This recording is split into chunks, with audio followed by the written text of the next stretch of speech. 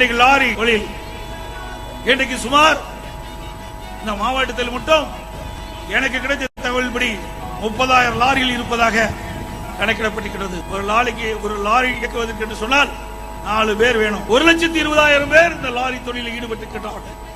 அவருடைய நிலை கேள்விக்குறியாகிவிட்டது. ரிக் தொழில் இங்கே திருச்செங்கோட்டில் வைத்து வடநாட்டிலே இயக்கிக் கொண்டிருக்கிறார்கள். ஒரு ரிக்கு சுமார் 20 பேர் பணி செய்யக்கூடிய நிலையில் இருக்கின்றார்கள். ஆக லாரி தொழில் ரிக் தொழில் ரெண்டும் டீசல் விலையினால் சரிந்து விட்டது. இன்னைக்கு செங்கல் பயன்படுத்த வேண்டும் என்றாலும் லாரியில் தான் கொண்டு வரும். மணலை கொண்டு வரணும் லாரியில் தான் கொண்டு வரும். எம்சன் கொண்டு வரணும் லாரியில் தான் கொண்டு வரும். கம்பி கொண்டு வரணும் லாரியில் தான் வர வேணும். ஜல்லி கொண்டு வரணும் லாரியில் தான் வரணும். அப்ப டீசல் விலை உயர்ந்த பொழுது வாடகை உயர்ந்து, வாடகை உயர்ந்தா அதோடைய பொருளுடைய விலை உயர்வு. அனைத்து இந்திய அண்ணா திராவிட முன்னேற்ற கழக ஆட்சியில இந்த கட்டுமான பொருளுடைய விலை என்ன என்பதை எண்ணி பாருங்க. ஒற்றை விரலால் ஓங்கி அடிப்போம், வாக்களிப்பீர் இரட்டை இலக்கு.